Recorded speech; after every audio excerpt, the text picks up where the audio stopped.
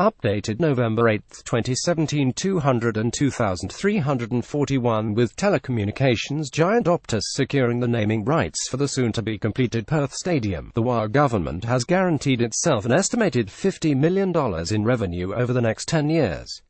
The return for the Optus Stadium moniker seems like a drop in the ocean, considering the $1.6 billion cost of building the stadium. In fact, it is about 3.25% of the total cost of the ground.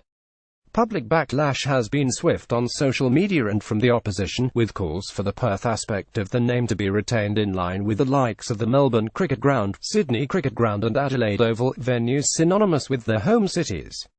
Yes, there will be some money in the short term, but it is this small-minded pedestrian thinking, former Premier Colin Barnett said.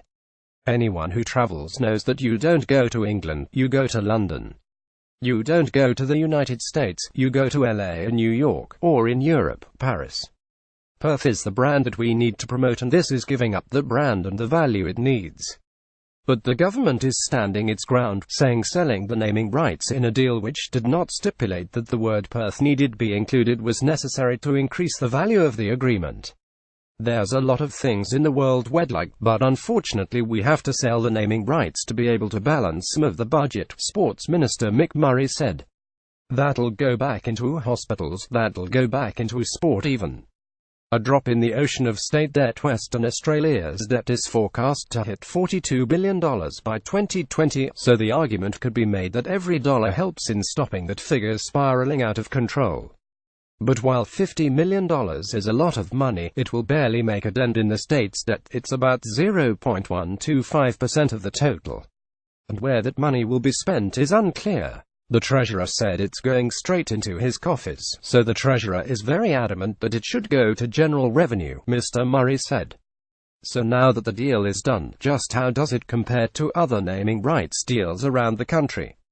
Comparing Australian stadiums, the most expensive naming rights in the country belong to the Docklands ground, where Etihad Airways pays between $5 and $8 million a year.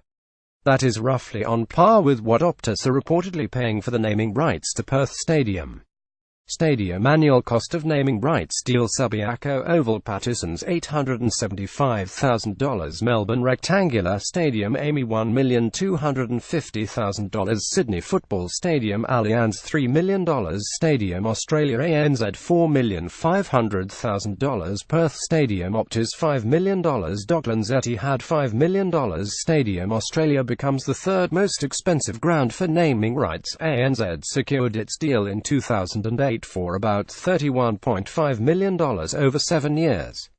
That equates to $4.5 million per year, and was extended in 2014 until the end of this year. Another insurance giant, AMI, took naming ownership of the Melbourne Rectangular Stadium, home of the Melbourne Storm, Melbourne Victory and Melbourne Rebels, in 2010, paying an estimated $10 million over 8 years, or about $1.25 million per year. Perth's previous home of football, Subiaco Oval, has had 2 names in recent years.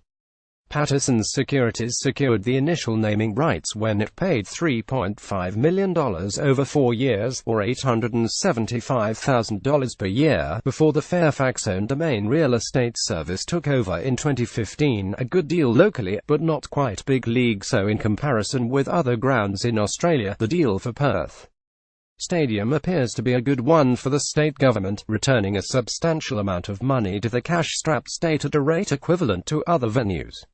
But it pales in comparison to grounds in the United States, which often service just one team from one sporting code, albeit to a worldwide audience.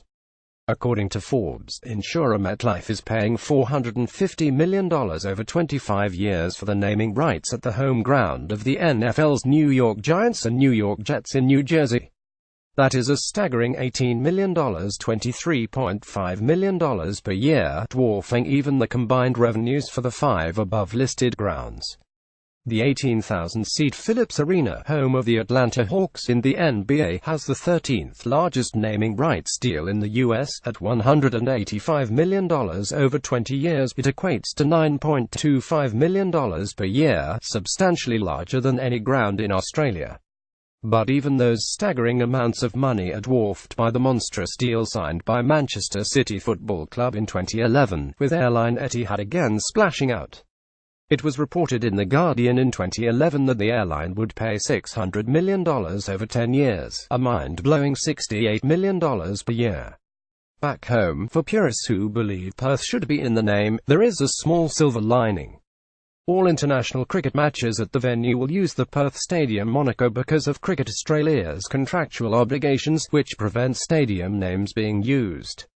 Topic: Sport. Australian Football League, Government and Politics, States and Territories, Building and Construction. Perth 6000 first posted November 8, 2017 191,625.